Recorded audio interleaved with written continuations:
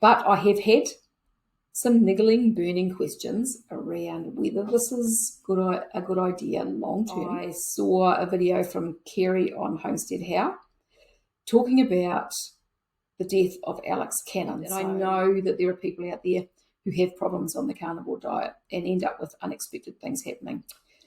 Hi there, my name is Sue. Welcome to my channel. If you've not been here before, I have been eating a carnivore diet, or mostly carnivore diet, for just over 3 years. So I started on the carnivore diet on the 31st of May 2022.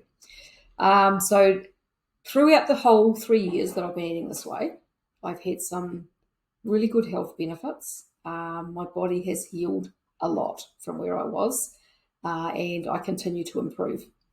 But I have had some niggling, burning questions around whether this is a good idea long term, and whether it's a good idea for everybody long term, whether I want to continue eating, a meat-only diet long term, or whether I want to eventually include a little bit of plant material back to give me a little bit more variety and potentially for the health benefits. So the other day, yesterday or the day before, I saw a video from Kerry on Homestead How talking about the death of Alex Cannon. So Alex has a YouTube channel called Carnivore for Life. I was subscribed to Alex's channel and I have watched some of his videos and enjoyed his videos.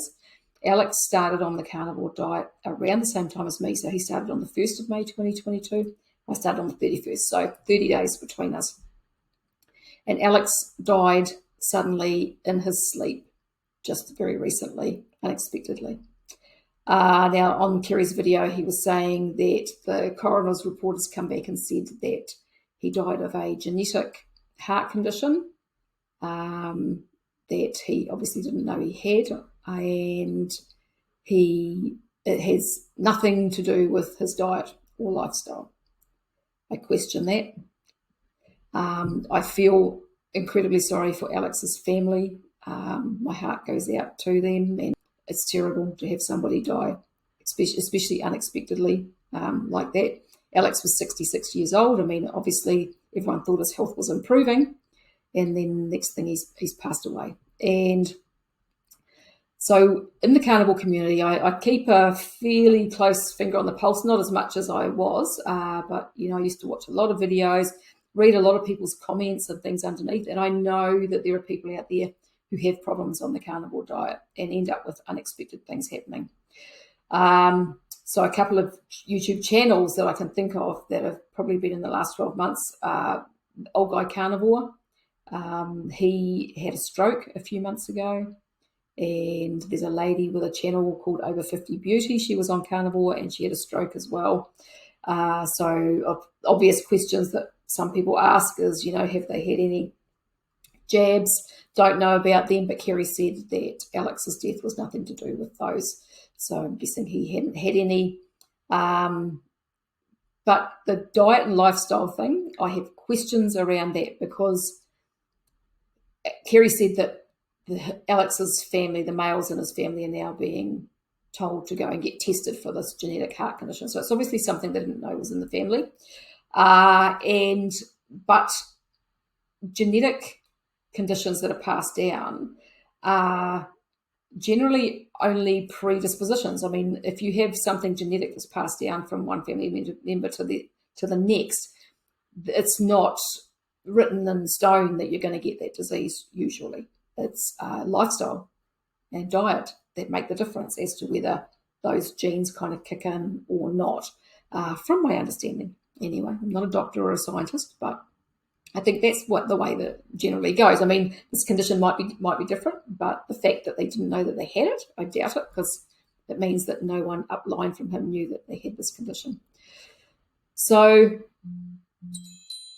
I have a couple of things that I'm going to talk about here that could be contributing factors to this.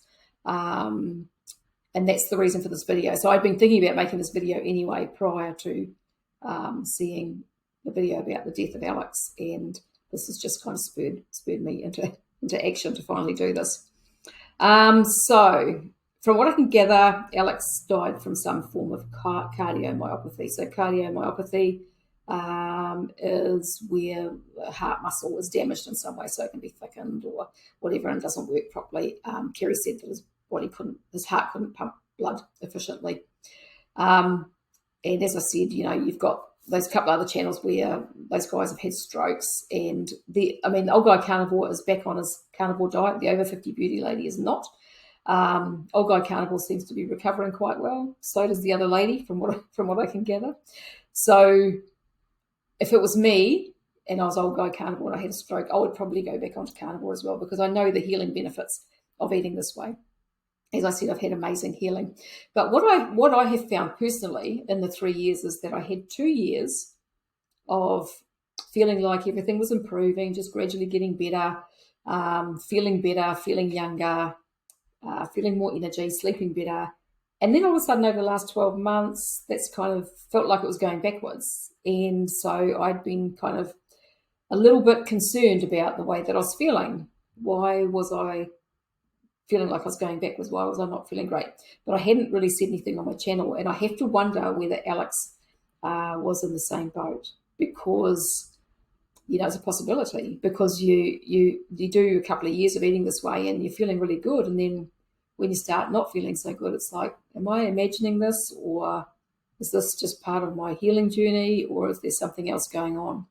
For me, I had a lot of inflammation, a lot of pain in my body, and I felt like I was aging again. I felt like I was kind of going backwards with the age, just less energy, wasn't sleeping as well, and all that sort of thing. But it was mostly the pain in my body, and that was kind of getting to me. And it was, because my thoughts were, is it oxalate dumping?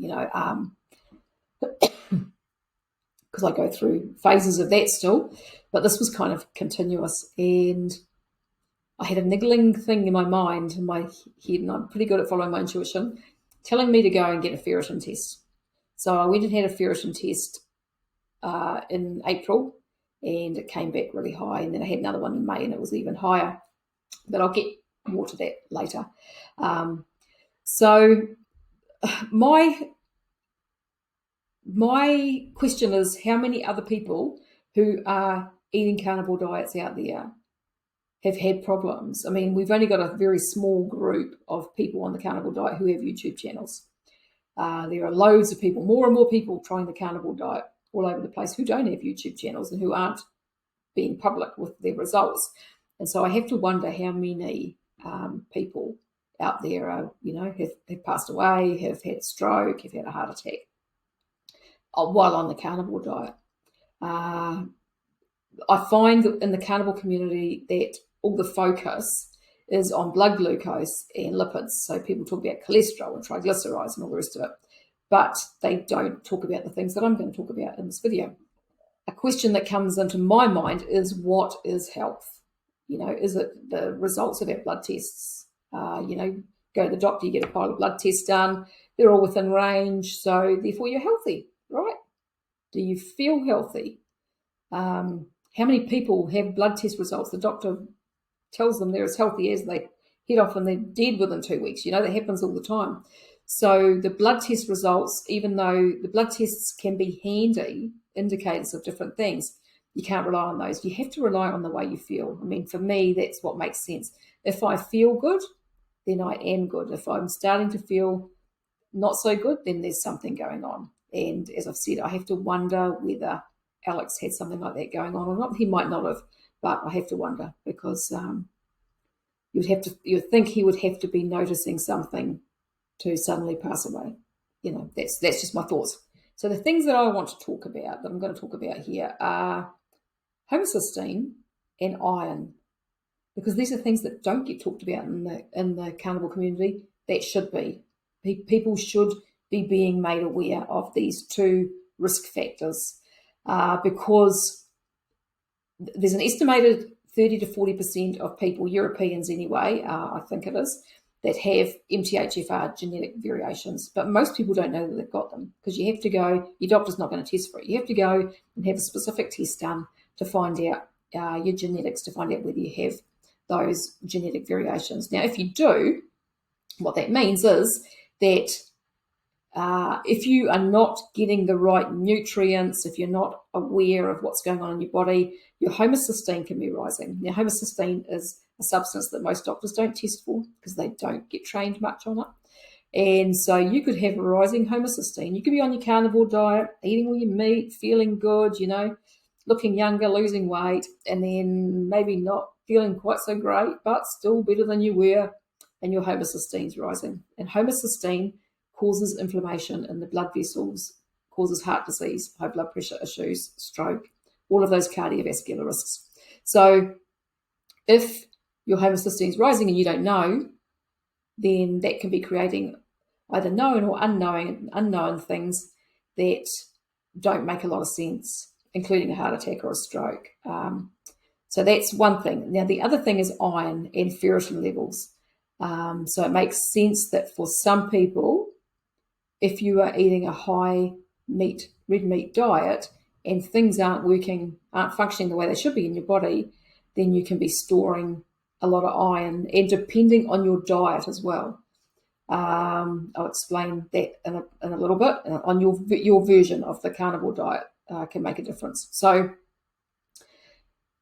ferritin is a good indicator of iron. I've just been reading a book by P.D. Mangan. I'll link to his book below, which is all about iron and the damage that it does in our bodies. So if your iron levels are tested by the doctor, or your ferritin levels are tested by the doctor, they'll come with a specific range, but those ranges, as with a lot of the blood tests, are too high. And so your ferritin tests want to be, according to Dr. Berry in his Common Sense Labs book, to be optimal, you need to be under 100. According to P.D. Mangan, who has really dove into a lot of research around this, women's ferritin levels should be between 20 and 40, and men's should be under 80. I think it's can't remember whether it's between 20 and 80 or 40 and 80, but they should be under 80 anyway to be in the healthy range. Anything above that, you potentially have iron in your body causing problems and damaging your heart and damaging your blood vessels and causing aging, damaging your brain, and all of these things that iron does. So once again, you can have people on a carnivore diet where they're getting all their standard blood tests from their doctor. Everything looks like it's fine, but their iron levels are going up and their ferritin is going too high and their body's actually being damaged. So those are two things that I have, kind of questions and concerns around because they can be causing problems in people's body. And nobody in the carnivore community is really talking about these, and they need to, from my point of view, just from what I've learned. The other things that I have thoughts about, which is a little bit different from what a lot of people talk about, is that the thoughts around, what is a proper human diet, and meat being the proper human diet, and that humans have eaten meat forever. I completely agree with that. Humans have eaten meat forever. Our digestive system and everything's obviously geared towards that. And I believe from my own experience that a mostly meat diet is the ultimate diet. But I don't know that I necessarily believe that an only meat diet is the best for everybody, or maybe anybody. I don't know. There are some people who seem to do quite well. They've been eating a meat diet or mostly meat diet for quite a long time. But is there going to be a problem eventually? That's my question. One of the things with ferritin and iron is there are foods that can help to stop your body from absorbing as much iron from your meat. Dairy products is the carnivore food that helps to prevent the iron from being absorbed in your body to the same extent. Eggs do to an extent as well, but they're better at preventing non-heme iron. But they will, from what I understand, they still do have an effect if you're eating eggs with your meat. But if you've got somebody on the lion diet, for example, and their body's absorbing loads of iron, then that is eventually going to become a problem if they don't know that this is a thing. And once iron's in your body, it's actually really quite difficult to get rid of. So the best way, obviously, is to donate blood. I did my first blood donation in May. I'm doing another one next month. but then there are also, if that's not an option for you, or you want to kind of speed things up, which is what I'm doing, hoping to do, you can take different supplements. So that the two supplements that I am personally taking are resveratrol and quercetin, and I'm taking those every day. They help to remove iron from your body. They help to pull it out of the liver and the brain. They cross the blood-brain barrier, help to pull it out of that and eliminate the excess iron from your body. So I'm interested over the coming months to see how that all goes, because my ferritin, the last time I had it tested, was 540, which is quite high when you consider that a woman is supposed to be between 20 and 40. So this kind of explains for me why I felt like my health was going backwards, because my ferritin was going up. It had gone up 30 points in the 1 month between the two tests, so it was going up pretty quickly. And since I've been taking the resveratrol and the quercetin, I've been feeling a lot better and looking better, I think, as well. I keep getting comments on how well I'm looking, so that's a good thing. So the ferritin and the iron is definitely a thing, and definitely an issue, especially on the carnivore diet, that may be affecting some people, and they just don't know. They just don't know. The other thing that I kind of think of within this kind of carnivore space question I have is that I was going to say, so I started to talk about it before and then I got sidetracked. Humans having always eaten meat, I think that humans have always eaten some plants as well. And I know that's kind of sacrilegious to say within the carnivore community, but it's a fact. I know that you've got, like Dr. Chafee talks about, the Inuit and how they just ate fatty meat and everything else. They did not. If you look, their traditional diet was mostly meat and fat and blubber, but when they had excess, they ate berries and they ate tubers and roots, and they also ate the chyme from the reindeer or the animal and other animals that they hunted and killed for food.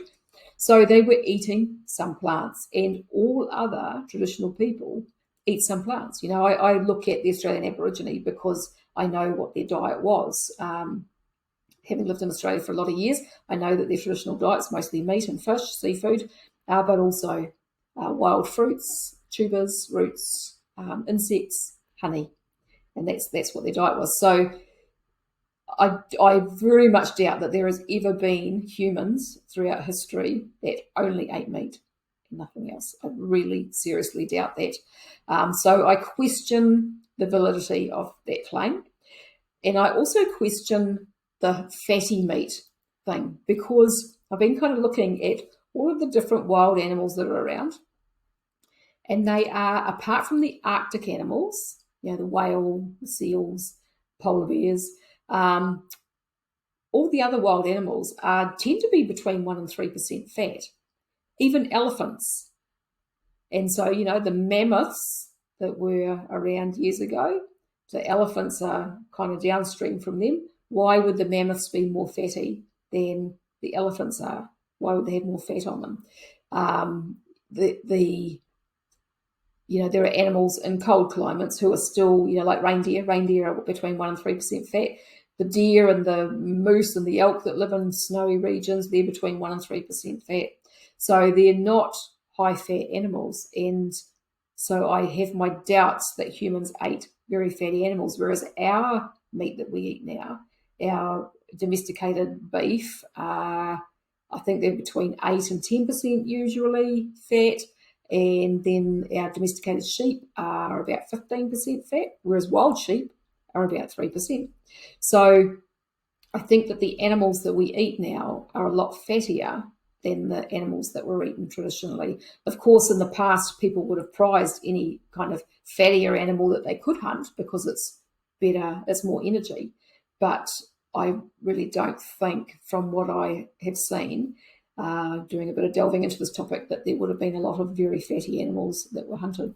So that's another thing. And so then the fat being eaten can cause problems as well, because it depends on your genetics. So, for example, I've been delving into my genes. I have a whole pile of genetic variations, and one of them, RS11605924AA, says that a high-fat diet can increase insulin resistance. Now, this makes sense with my personal experience on carnivore, because when I tried doing a high-fat carnivore diet, my insulin went up. It went from 11 up to 15, I think, in 3 months, something like that, my insulin level. And I was like, why did that happen? But I have genetic variations that cause my fasting blood glucose to potentially be higher, and that don't do well with a high-fat diet. So, there's all sorts of genetic variations out there that people can have that they don't know that they have. And so if that's the case, then eating your high-fat carnivore diet with no cheese and potentially no eggs, just eating a line diet might be causing problems. You just don't know. Knowing your genes and your genetics and how everything's kind of tied together can help. Checking your ferritin and your homocysteine can help. And the other thing is that, if your ferritin, your iron levels are high, taking these supplements are plants.